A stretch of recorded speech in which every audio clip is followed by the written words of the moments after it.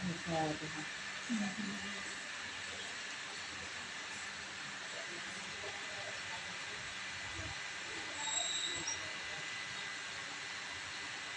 Bismillahirrahmanirrahim. Qala al-mu'allifu rahimahullah wa nafa'na bihi wa bi ulumihi fid dharain amin. Qala Allah ta'ala fi kitabihil karim. A'udzu billahi minasyaitonir rajim. Qul inna hudallahi huwal huda. Qul, mengucapkanlah engkau wahai Muhammad, inna hudallahi, sesungguhnya petunjuk Allah. Inna hudallahi, sesungguhnya petunjuk Allah, alladzi huwa, yang adapun hudallah itu al-islamu, Islam, huwal huda, yaitu petunjuk, huwal huda, yaitu sebuah petunjuk. Wama, dan perkara ada yang selain ma, itu dolalun.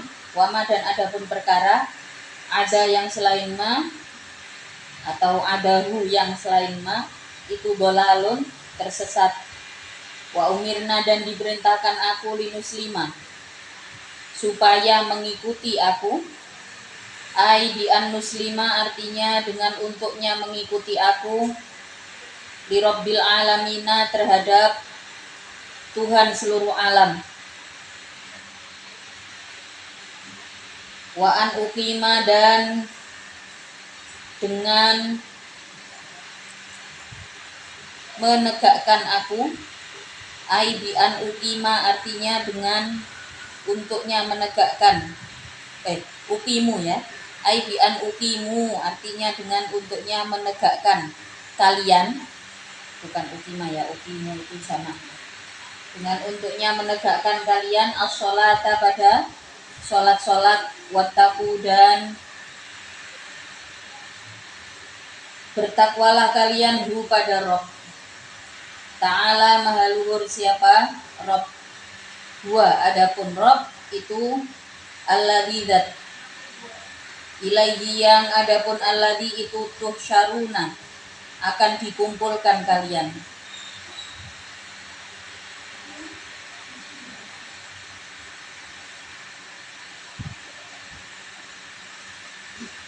Tujma'una, artinya dikumpulkan kalian yaumal qiyamati, di hari kiamat. Yaumal qiyamati, di hari kiamat, lil hisabi, karena hisab. Wa huwa, adapun Allah itu alladzi dzat khalaqa, yang menciptakan siapa? Alladzi as-samawati, pada langit-langit, wal ardo, dan bumi, bil haqqi, dengan hak. Ai muhiqqon, artinya dengan nyata. Ai muhiqqon, artinya dengan nyata. Mengucapkanlah engkau wahai Muhammad, inna hudallahi wal huda. Petunjuk Allah itu adalah sebenar-benarnya petunjuk. Oleh mufassir dikatakan wa ma'adahu dolalun. Selain petunjuk Allah itu adalah kesesatan. Maka sudah semestinya kita mengikuti petunjuk Allah. Di dalam Islam ada ilmu yang wajib, ada ilmu yang sunnah untuk diketahui, ada juga ilmu yang mubah yang kita dapatkan untuk kehidupan sehari-hari, yang kita cari karena kita menyukai. Itu bisa jadi masuk dalam kategori ilmu yang mubah. Ilmu yang wajib ya jelas di situ ilmu Al-Qur'an dan hadis, atau ilmu-ilmu yang merujuk pada kedekatan kita terhadap Allah. Maka sudah semestinya kalau kita beriman, ilmu wajib kita adalah belajar Al-Qur'an.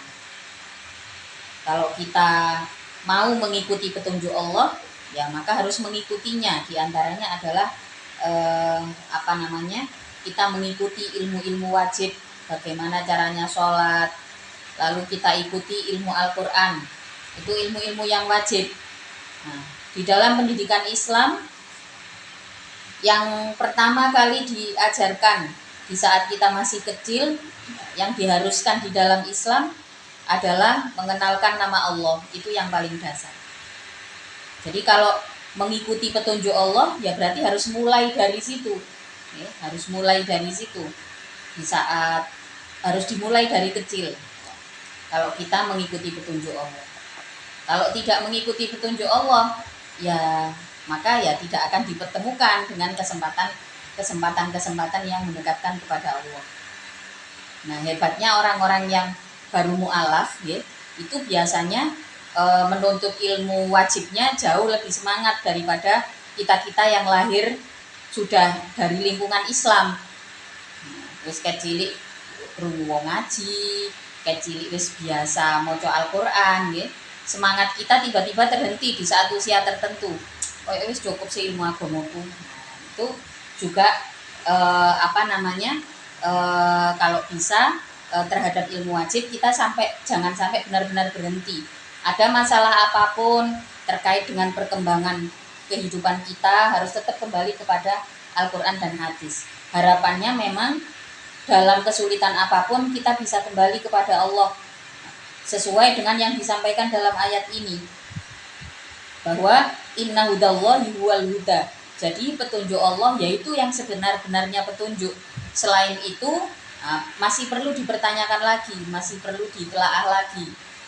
Inilah pentingnya kita dekat dengan orang-orang yang dikasihi Allah, dekat dengan orang-orang soleh, kemudian menikmati kesempatan untuk belajar arti Al-Qur'an, menikmati kesempatan untuk belajar hadis, menikmati kesempatan untuk belajar fikih ya.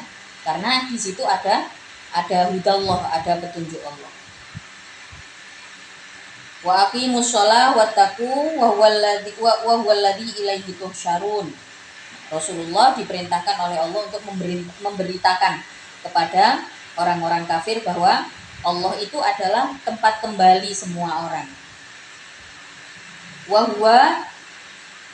huwallazi khalaqas samawati wal ardh. Allah juga yang menciptakan langit dan bumi. Ai muhiqqon, artinya secara pasti. Kalau di dalam bahkan di dalam ilmu pengetahuan non agama saja nih, itu dalam ilmu pengetahuan umum ada istilah metric system. Metric system itu berarti satu keyakinan ya, satu bentuk keyakinan bahwa perjalanan kita saat ini itu dalam kuasa sesuatu yang lebih besar daripada manusia. Jadi banyak yang bilang metric system ini adalah satu ilmu yang bertentangan dengan agama. Ya, kita tidak tahu ya. Kita kalau dilihat dari teori dasarnya itu apa? Apa yang kita jalani saat ini, ya, itu ada yang menjalankan sesuatu yang lebih berkuasa dari manusia. Lek Islam gak angel-angel, oh iya, garek dipercayai bahwa ada Allah yang mengatur semuanya. Tapi ya mereka orang-orang yang menolak Islam, maka tidak heran kenapa orang-orang jenius justru akhirnya semakin jauh mereka melakukan research sampai akhirnya bertemulah dengan petunjuk Allah.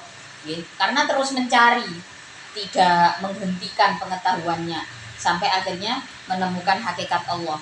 Nah, kalau dilihat-lihat lagi ya, dalam ilmu kemanusiaan, dalam ilmu tentang manusia, operasional sistemnya manusia ini ada sesuatu yang lebih berkuasa yang menjalankan kita, ya. Dengan bukti macam-macam lagi. Kalau dilihat di YouTube itu bisa dicari fenomena glitch, ya. Itu membuktikan bahwa ada satu sistem yang lebih besar yang menjalankan kehidupan kita, katanya gitu. Tapi hakikatul amri, hakikat yang sebenarnya di dalam Islam, di dalam Al-Qur'an sudah jelas bahwa alam semesta ini ada penciptanya, yaitu Allah, dan itu harus kita yakini.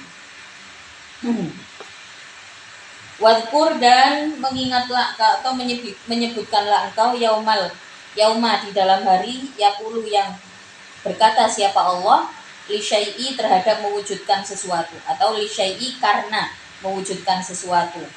kun fayakun pada ucapan kun.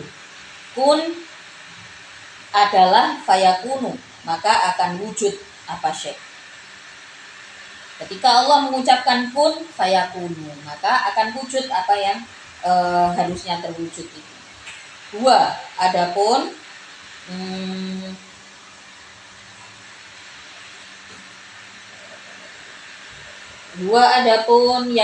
yauma yakulu itu. Adapun yaum itu yaumul qiyamati, hari kiamat. Yakulu berkata siapa Allah lil khalqi terhadap semua makhluk, kumu bangkitlah kalian, fayakumu maka akan bangkit siapa? Khalq. Qauluhu adapun ucapan Allah itu al-haqqu kebenaran. As-sidqu artinya kebenaran, al-waqi'u yang terjadi, la mahalata secara pasti. Walahu dan itu bagi Allah al-mulku adapun kerajaan, yauma yunfaku di dalam hari ditiup, fisuri di dalam trompet, ketika ditiupnya trompet ya. Al-Qarni yaitu suatu masa, an-nafkhoti yang meniup atau yang di dalam peniupan as-saniyati yang kedua. Min Israfila dari Israfil. Min Israfila dari Israfil. Jadi maksudnya di sini adalah Allah Maha Pengendali hari kiamat. Ketika Allah mengucapkan kumu, maka semua orang akan bangkit, seluruh makhluk yang sudah mati, baik sebelum kiamat maupun mati dalam peristiwa hari kiamat. Ketika Allah mengucapkan kumu, maka semuanya bangkit. Qauluhul haqq, ucapan Allah itu pasti. Walahul mulku yauma yunfakhu fis-sur. Allah adalah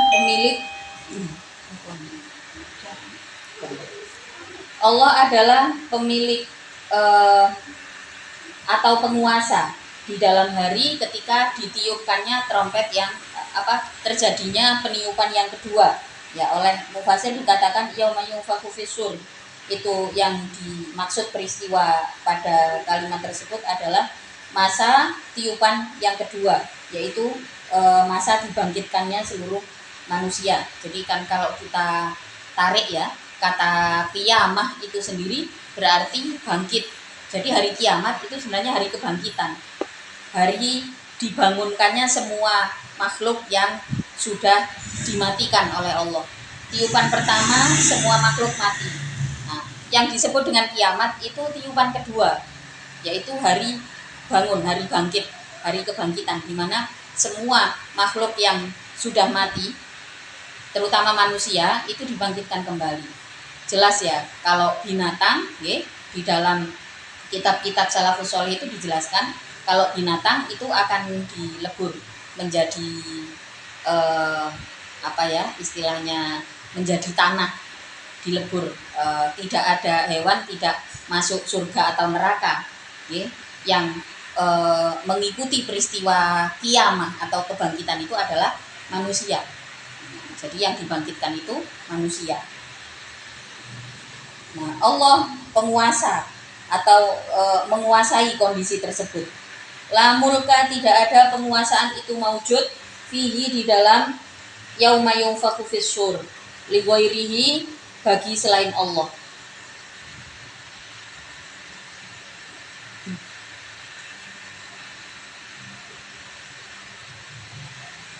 Liman itu tetap bagi Allah al-mulku adapun kerajaan. Al-yauma di dalam hari tersebut itu lillahi tetap bagi Allah. Walahul mulku yauma yunfakhu fis-suri, alimul ghaibi yang mengetahui perkara ghaib wasyahadati dan mengetahui perkara yang bisa disaksikan atau yang terlihat. Alimul ghaibi wasyahadah. Allah Maha mengetahui perkara yang tidak terlihat dan yang terlihat. Ma yaitu perkara, woba yang samar apa ma. Wama dan perkara, syuhida. Wama dan perkara. Syuhida yang atau yang terlihat apa ma. Yang terlihat apa ma wa huwa adapun Allah itu al-hakimu. Itu al-hakimu maha memberi hikmah fi khalqihi di dalam makhluk Allah. Al-khabiru pun maha waspada bibatinin terhadap sesuatu, bibatinil asyai terhadap perkara-perkara yang tersembunyi, kadzahiriha sebagaimana jelasnya asya. Alimul ghaibi wasyahadah. Allah maha mengetahui perkara yang gaib dan perkara yang bisa disaksikan. Kalimatnya di sini merujuk pada apa yang dirahasiakan oleh manusia atau apa yang dirahasiakan oleh Allah. Semua hal baik perkara itu memang disamarkan oleh Allah maupun disamarkan oleh manusia, Allah tetap mengetahui. Wasyahadah dan semua hal yang terlihat. Asyahadah di sini perkara yang bisa disaksikan oleh manusia atau sesuatu yang memang kita tunjukkan dari luar atau sesuatu tersebut memang tidak disembunyikan oleh Allah. Jadi jelasnya perkara yang samar di di sisi Allah itu seperti jelasnya perkara yang jelas. Semua hal tidak ada beda, baik itu tersembunyi maupun tampak jelas, Allah mengetahui. Wahwal hakimu, yang dimaksud al-hakim di sini wahwal hakimul khabir, sambung dengan al-khabir, maha waspada. Maha waspada nggih, di mana bibatinil asya nggih, waspada tersebut terhadap perkara yang tersembunyi sama dengan yang tadi nggih. Apa yang disembunyikan itu sama jelasnya di mata Allah dengan sesuatu yang jelas. Wadkur dan menyebutkanlah engkau idqala ketika berkata siapa Ibrahimu, Nabi Ibrahim alaihi salam, li abihi terhadap bapaknya Ibrahim, Azar yaitu Azar. Ini dalam ayat ini, dalam kalimat ini masih khilafah di antara para ulama, masih masih ikhtilaf. Ada perbedaan pendapat apakah Azar itu nama daripada Nabi Ibrahim. Apakah Azar itu nama daripada Nabi Ibrahim? Di sini oleh mufasir dikatakan huwa adapun Azar itu laqabuhu, julukannya Abi, wasmuhu adapun namanya Abi itu Tarohun, itu Tarohu, bernama Taroh. Tapi ini masih ikhtilaf ya. Kalau googling ya, nama yang disebutkan adalah Toreh atau Taroh, itu nama dari dari ayahnya Nabi Ibrahim. Azar itu adalah satu julukan pembuat berhala. Tapi ini juga terjadi perbedaan pendapat di antara para ulama. Apakah kata idqala Ibrahimu li abihi, apakah yang dimaksud ab di sini adalah ayahnya?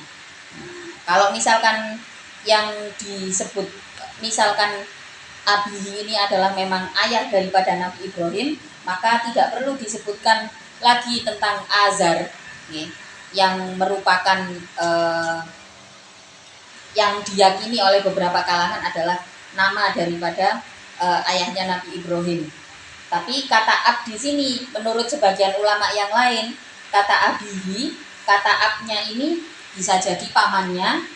Abun sendiri dalam bahasa aslinya abun itu bermakna penanggung jawab, bisa jadi itu pamannya, seperti yang terjadi kepada Rasulullah, dibesarkan oleh paman yang tidak beriman, ya dok. Bisa jadi penanggung jawab, pengasuh atau yang lainnya yang merupakan pembuat berhala itu. Wallahu a'lam, ini menjadi wacana saja buat kita semua. Nah, jadi kalau yang dari dari buku-buku sejarah Nabi ya, dari kita kecil, yang banyak dikisahkan adalah Nabi Ibrahim, ayah daripada Nabi Ibrahim itu adalah pembuat berhala. Nah, ternyata dalam hal ini dengan adanya ayat ini justru membentuk perbedaan pendapat di antara para ulama. Kalau misalkan pada ayat ini Nabi Ibrahim berbicara pada ayahnya, maka tidak perlu kata azar, yang yang di situ memperjelas statusnya ab. Kalau abihi mungkin cukup dikatakan ilqola li abihi, tapi di situ ada kata azar, maka menjadikan satu bentuk perdebatan di antara para ulama. Kebenarannya ya wallahu a'lam ya. Intinya saya ingin kasih tahu di sini nih bahwa bisa jadi yang dimaksud abihi di dalam ayat ini itu tidak benar-benar ayahnya Nabi Ibrahim, tapi penanggung jawab daripada Nabi Ibrahim.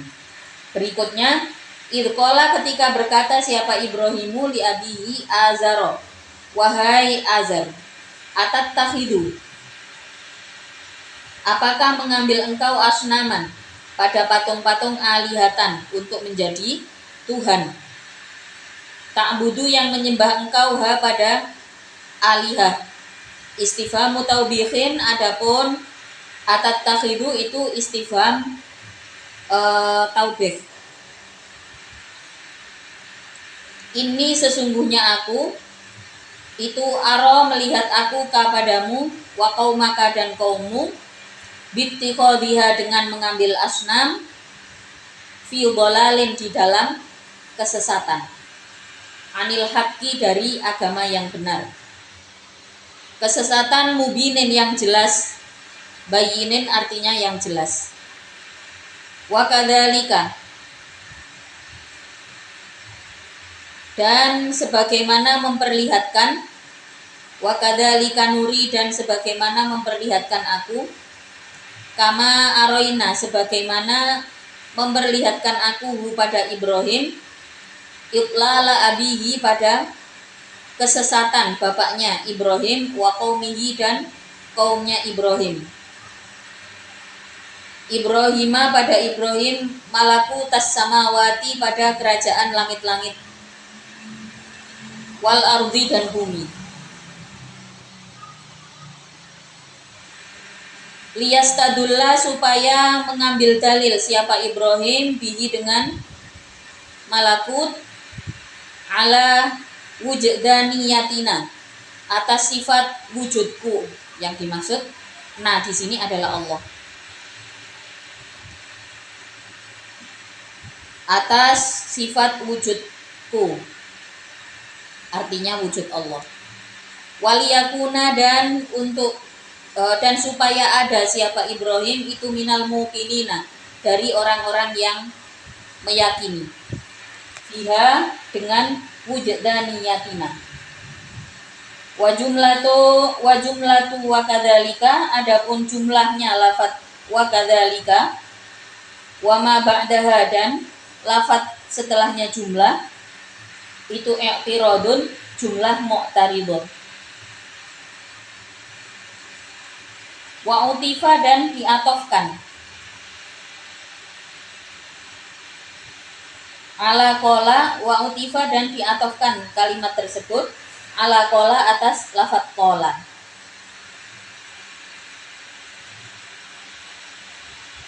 Wa kadzalika, wa kadzalika itu jumlah mu'taridah yang ma'tuf alaihnya adalah kola Ibrahim wa kadzalika. Falamma janna, maka ketika gelap, adlama artinya gelap, alaihi atas Ibrahim apa al-lailu malam, ro'a maka melihat siapa Ibrahim kaukaba pada bintang, qila maka dikatakan dua, adapun kaukaba itu az-zahratu bintang. Qala maka berkata siapa Ibrahim liqaumihi terhadap kaumnya Ibrahim, wa kanu, dan ada siapa kaum itu najamin, ahli perbintangan. Hadza, adapun ini kaukaba itu Robbi Tuhanku. Nabi Ibrahim pun berkata kepada kaumnya, hada Robbi. Di saat malam hari bintang-bintang itu kan menghiasi langit dan pada kondisi tertentu di mana berada di suatu lembah yang di situ langitnya cerah, tentu saja akan terlihat banyak bintang dan itu tampak menyenangkan. Dan kaumnya Nabi Ibrahim itu adalah kaum yang ahli perbintangan, tahu, bukan hanya tahu nama-nama bintang, tapi mengenal rasi bintang dengan baik, juga mengenal pertandanya, nama-nama bintangnya. Jadi ketika dikatakan Nabi Ibrahim pun mengatakan kepada kaumnya bahwa hada Robbi, ini sebelum ini adalah proses Nabi Ibrahim menemukan hakikat Allah.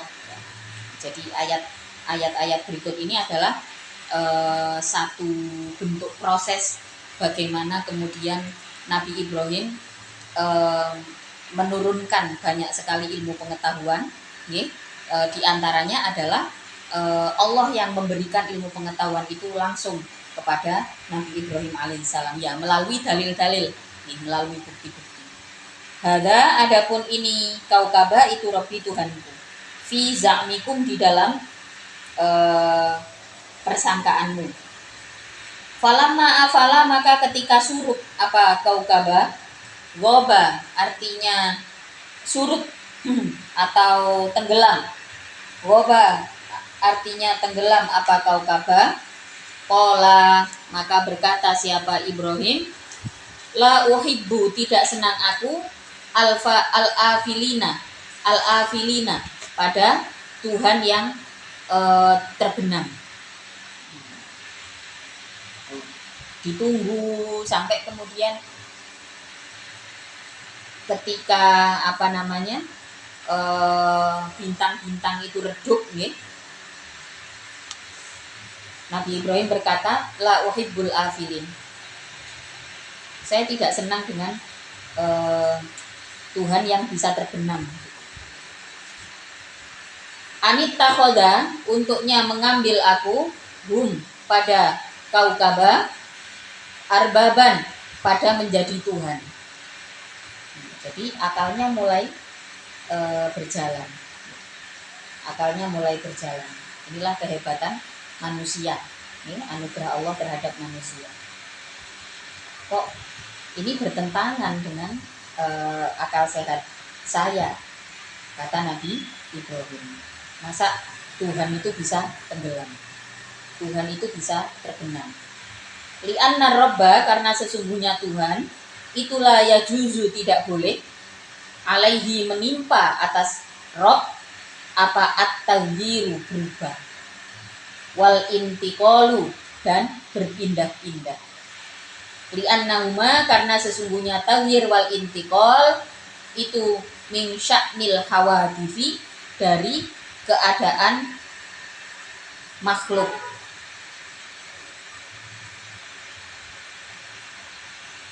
Dari keadaan makhluk yang baru.